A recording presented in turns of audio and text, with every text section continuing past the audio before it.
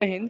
देखिए दोस्तों, आज जो वैकेंसी निकल के आया है Indian institute of management Ahmedabad, जो कि IIMA के नाम से जाना जाता है।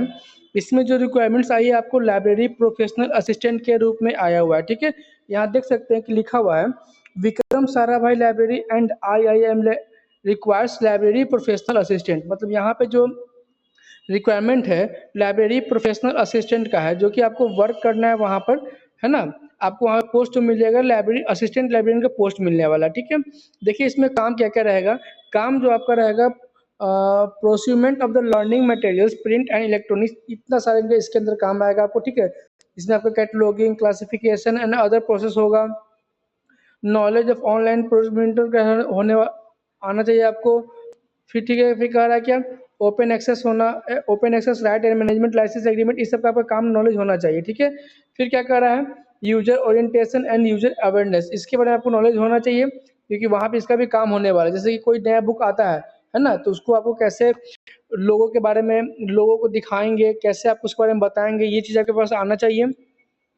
इसमें कहा जाता है arranging training session and awareness library resource and services, preparing promotional materials. ठीक है, arrangement of library materials, making new arrivals book journals and news. ठीक है, फिर करा इसमें preparing guidelines, good communication skill होना चाहिए, preparing reading and list and biographies. फिर कह रहा है bibliographies, reference and circulation service आपको आना चाहिए। ठीक है, अब देखिए इसमें क्या है, लाइब्रेरी टेक्नोलॉजी, इसमें आपका है क्या कि आपको having knowledge of technology software and hardware, आपको दोनों तरह का नॉलेज आपको होना चाहिए। फिर करें managing and handling IT based service remote access, जैसे कि आपका VPR हो गया, RFID हो गया, A to Z mobile app हो गया, डिस्कवरी हो गया, ERMS हो गया, ये सब आपको नॉलेज होना चाहिए, आपको चलाने आना चाहिए। Managing IT equipment, RFID assistive technology, display screen और 3D printers, computers, video walls, ये सब का नॉलेज होना चाहिए कि आपको वहाँ पे काम दिया जाए जो आप काम कर सकते हैं। ठीक है, अदर ड्यूटीज में कहा जा रहा है कि आपको अदर ड्यूटीज जो मिलेगा आपको वहाँ पे जो ऑफिसर होंगे उनके द्वारा जो दिया जाएगा ड्यूटी उसको पूरा करना होगा। ठीक है, फिर अब देखिए रिपोर्टिंग, रिपोर्टिंग टू आपको कौन सा पोस्ट मिलने वाला है, तो आपको लिखा हुआ असिस्टेंट लाइब्रेरियन और एनी अदर सीनियर फंक्शनरीज। ठीक है, फिर क्वालिफिकेशन क्या होना चाहिए यहाँ पर, तो आपको क्वालिफिकेशन की बात करें तो यहाँ पर एमलिस कंप्लीट होना चाहिए, एमलिस कंप्लीट होना चाहिए विथ आपका 60% मार्क्स के साथ में, यहाँ लिखा हुआ है 60% मार्क्स होना चाहिए या इससे अबव होना चाहिए। ठीक है, फिर आपका कह रहा है क्या एज, और इसमें कह रहा है क्या with minimum 2 years relevant experience, आपको 2 साल का और एक्सपीरियंस भी होना चाहिए। ठीक है, तभी आप फॉर्म को अप्लाई कर सकते हैं। और क्या कह रहा है, मैक्सिमम 30 इयर्स आपका होना चाहिए, इससे ज़्यादा आपका एज नहीं होना चाहिए। 30 इयर्स से आपका हो जाएगा तो आप फॉर्म को अप्लाई नहीं कर पाइएगा। ठीक है, यहाँ पे कह रहा है the institute providing age relaxation, government of India rules additional 5 years age relaxation in the women candidate, अगर कोई लड़की कैंडिडेट भरना चाहती है तो उसके लिए 5 साल एक्स्ट्रा एज एज में उसको छूट दिया जाएगा। ठीक है, अब देखिए यहाँ कहा जा रहा है सैलरी और अलाउंस के बारे में, selected candidate will be offered to appointment on the tenure base, आपको यहाँ पर कॉन्ट्रैक्ट बेस पे रखा जाएगा। Scale contract for the fix term of 3 years, आपको 3 साल का यहाँ पे कॉन्ट्रैक्ट दिया जाएगा। फिर कह रहा बीच में भी extended for the further period, कहा जा रहा है कि इसके बाद भी आपको यहाँ बढ़ाया जा सकता है। ठीक है, आपको 3 साल से ज़्यादा भी बढ़ाया जा सकता है। अगर आपका काम अच्छा रहेगा तो आपको काम के थ्रू आपको 3 की जगह पे 4, 5, 6 या फिर 10 साल किया जा सकता है।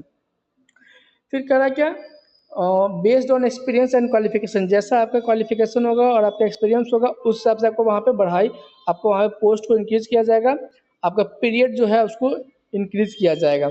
फिर यहाँ पे सैलरी की बात करें तो सैलरी आपको पे लेवल 5 मिलने वाला है, और आपका 7th CPC होने वाला है, सेंट्रल पे जो कमीशन होने वाला है 7th लेवल का होने वाला है, और लेवल 5 के अंडर आपको पे स्केल मिलने वाला है। Beside the salary as per 7 CPC, institute offer the other benefits which are per permanent employee, जो अदर एम्प्लॉय को जो बेनिफिट मिलता है वो भी आपको यहाँ पे बेनिफिट मिलने वाला है।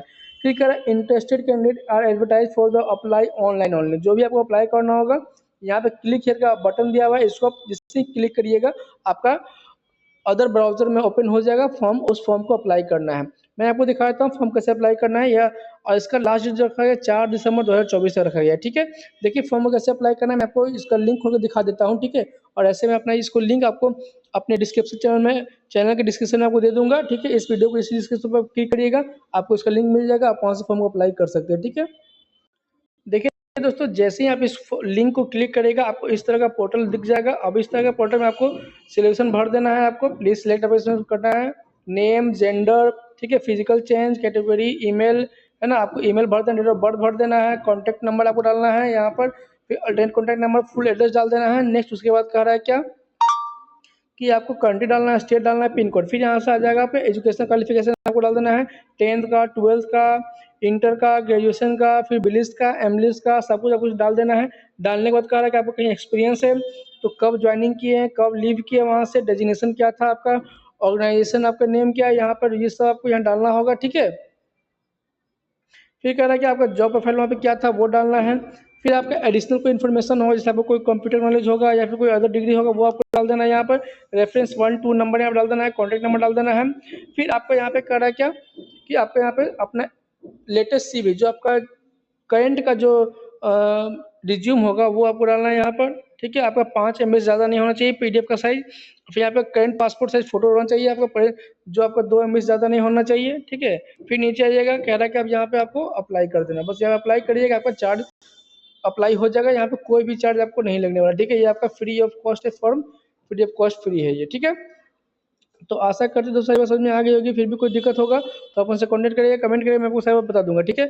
तो मिलते हैं अमित दोस्तों एक नए वीडियो में एक नए वैकेंसी के साथ, तब तक के लिए जय हिंद।